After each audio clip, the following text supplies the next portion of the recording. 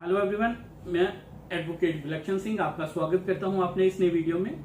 आज की वीडियो में जो टॉपिक आपके साथ मैं डिस्कस करने जा रहा हूं वो रिलेटेड है protection of women from domestic violence act.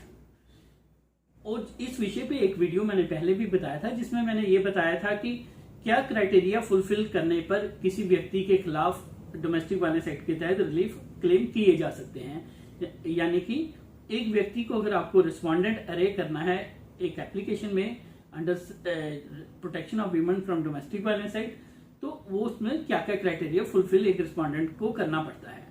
तो सबसे पहले जो वीमेन जो फाइल करेंगी डोमेस्टिक वायलेंस एक्ट के तहत कोई application, they should have been subjected to domestic violence. एक कंडीशन ये बताई थी मैंने।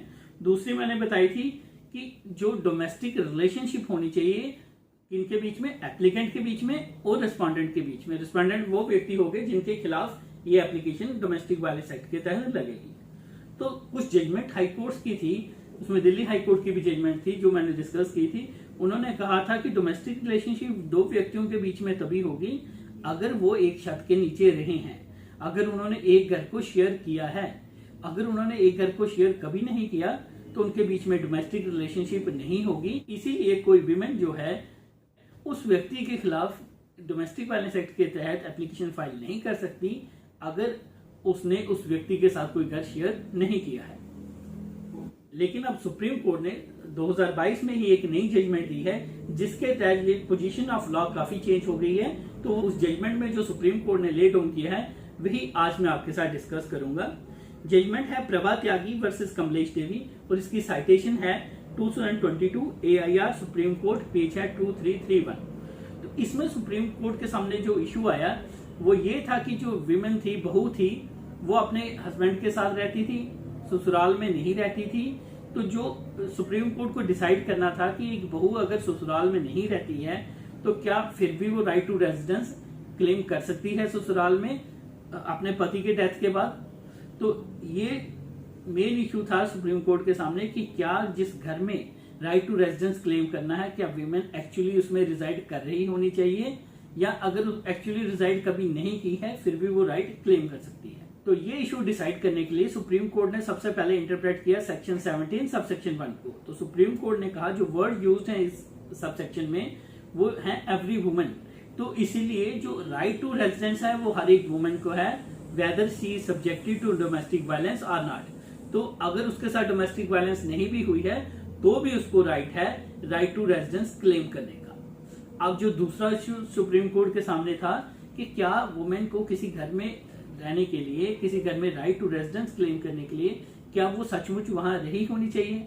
तो सुप्रीम कोर्ट ने कुछ एग्जांपल्स डिस्कस की। उन्होंने कहा कि सपोज एक वुमेन जो है शादी करती है और शादी करते ही फॉरेन में अपने हस्बैंड के साथ चली जाती है, लेकिन उसकी कोई अनबन हो जाती है, उधर लड़ाई हो जाती है और उसको वापस आना पड़ता है। और हस्बैंड जो है वो अपने माँ बाप के घर में जहाँ उसकी इंसेस्ट्रल प्रॉपर्टी है या जहाँ उसकी फैमिली रहती है वहां चला जाता है। तो क्या वुमेन को हम बिना रेजिडेंस के छोड़ देंगे, उसको उस घर में राइट क्लेम करने का कोई राइट नहीं होगा।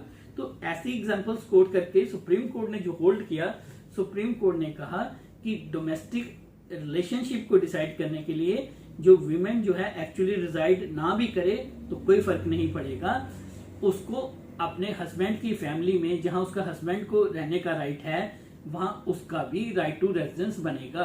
सपोजिंग आप ससुराल फैमिली में अगर बहू कभी नहीं गई, ससुराल में कभी नहीं गई है, वो अपने हस्बैंड के साथ नौकरी की वजह से बाहर रहती है, लेकिन उसको राइट है कि वो राइट टू रेजिडेंस अपने ससुराल में भी क्लेम कर सकती है। उसके लिए एक्चुअली दोनों को एक साथ, यानी कि ससुराल परिवार को और वो बहू को एक साथ रहना जरूरी नहीं है। ये जरूरी नहीं है कि वो कभी एक्चुअली एक साथ रहे हो। अगर किसी वुमेन को किसी घर में रहने का राइट है by way of marriage, adoption, relationship in the nature of marriage, तो ऐसी सिचुएशंस में उस वुमेन को जो है राइट टू रेजिडेंस वो क्लेम कर सकती है विदाउट एक्चुअली रिजाइडिंग देयर। अब जो तीसरा सुप्रीम कोर्ट के सामने इशू आया, उन्होंने कहा कि क्या डोमेस्टिक रिलेशनशिप जिसकी हम बात करते हैं कि डोमेस्टिक रिलेशनशिप होनी चाहिए, एग्जिस्ट कर रही होनी चाहिए जिस डेट पे एप्लीकेशन फाइल करनी है कि नहीं। वो किसी के खिलाफ, रिस्पॉन्डेंट के खिलाफ रिलीफ क्लेम करने हैं तो उस केस में दोनों के बीच में डोमेस्टिक रिलेशनशिप होना मस्ट है। तो डोमेस्टिक रिलेशनशिप की डेफिनेशन को जैसे मैंने पहले बताया, उन्होंने सुप्रीम कोर्ट ने वाइडन कर दिया। पहले इसमें जो एक्ट में लिखी गई वर्ड्स हैं वो ये है लिव्स और हैज लिव्ड टुगेदर, कि कोई औरत तभी किसी के साथ डोमेस्टिक रिलेशनशिप में मानी जाएगी अगर वो उसके साथ रहती है या कभी भी रही हो। तो इसमें सुप्रीम कोर्ट ने इंटरप्रेट करके और वर्ड्स ऐड किए। उन्होंने कहा कि अगर कोई वुमेन रही हो किसी के साथ या रहती हो या उसको राइट हो रहने का, ये वर्ड सुप्रीम कोर्ट ने ऐड किए। अगर किसी वुमेन को राइट भी है किसी के घर में रहने का, उस वक्त भी यही प्रिज्यूम किया जाएगा कि उन व्यक्तियों के बीच में, उस वुमेन और व्यक्तियों के बीच में डोमेस्टिक रिलेशनशिप एग्जिस्ट करती है। उनका एक साथ रहना, फिजिकली एक साथ रहना, एक्चुअली एक साथ रहना जरूरी नहीं है। अगर किसी वुमेन को किसी घर में रहने का राइट है तो उस घर के मेंबर्स के साथ उसकी डोमेस्टिक रिलेशनशिप एग्जिस्ट करती है। तो इसके बाद एक और सुप्रीम कोर्ट के सामने इश्यू था कि क्या ये डोमेस्टिक रिलेशनशिप सबसिस्ट करनी चाहिए on the date of filing the application, कि अगर ये डोमेस्टिक रिलेशनशिप अगर टूट गई है जिस दिन हम एप्लीकेशन फाइल करती है एक वुमेन, उस दिन ये नहीं, सपोज तलाक हो गया या किसी और वजह से डोमेस्टिक रिलेशनशिप टूट गई, तो क्या date of filing of application पे ये सबसिस्ट करनी चाहिए डोमेस्टिक रिलेशनशिप? तो इसका सुप्रीम कोर्ट ने जवाब दिया नहीं, ऐसा जरूरी नहीं है कि ये डेट ऑफ फाइलिंग पे भी डोमेस्टिक रिलेशनशिप होनी चाहिए।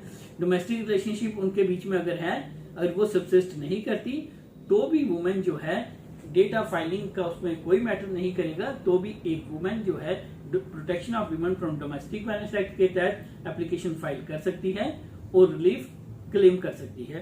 तो नटशल में जो सुप्रीम कोर्ट ने इस जजमेंट में ले डाउन किया वो ये है कि अगर किसी कस्टम के मुताबिक, किसी रीति रिवाज के मुताबिक, या जैसे हमारा प्रचलन सोसाइटी में है उसके मुताबिक, अगर किसी वुमेन को किसी घर में रहने का हक है, जैसे कि एक बहू को एक ससुराल में रहने का हक होता है, तो उस केस में राइट टू रिजाइड होने से ही वो राइट टू रेजिडेंस क्लेम कर सकती है, चाहे वो उस घर में कभी भी ना रही हो। दूसरी जो सुप्रीम कोर्ट ने इसमें ले डाउन ये किया कि अगर दो व्यक्तियों के बीच में डोमेस्टिक रिलेशनशिप तब भी मानी जाएगी अगर वुमेन को सिर्फ रहने का अधिकार ही है, जरूरी नहीं है कि वो एक्चुअली रही भी हो। अगर उसको किसी घर में रहने का अधिकार है तो उस घर वालों, उन घर वालों के साथ जो उस घर में और मेंबर्स रहते हैं उसके साथ उस वुमेन की डोमेस्टिक रिलेशनशिप मानी जाएगी। और जो तीसरा इंपॉर्टेंट लॉ इसमें ले डाउन किया सुप्रीम कोर्ट ने वो ये किया कि on the date of filing ये जरूरी नहीं है कि रिलेशनशिप, डोमेस्टिक रिलेशनशिप सबसिस्ट करनी चाहिए, बट ये जरूरी है कि उनके बीच में डोमेस्टिक रिलेशनशिप कभी ना कभी होनी चाहिए। अगर उनके बीच में डोमेस्टिक रिलेशनशिप थी लेकिन एट डेट ऑफ फाइलिंग पे सबसिस्ट नहीं करती, तो ऐसे केस में भी जो वुमेन है डोमेस्टिक वायलेंस एक्ट के तहत रिलीफ क्लेम कर सकती है, including the right to residence. तो सुप्रीम कोर्ट ने ये ले डाउन किया कि डोमेस्टिक इंसिडेंट रिपोर्ट ऐसे केसेस में मैंडेटरी नहीं है।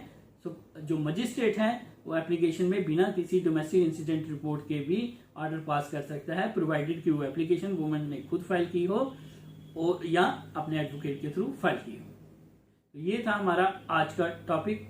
मिलेंगे नेक्स्ट वीडियो में नेक्स्ट टॉपिक के साथ। Thank you.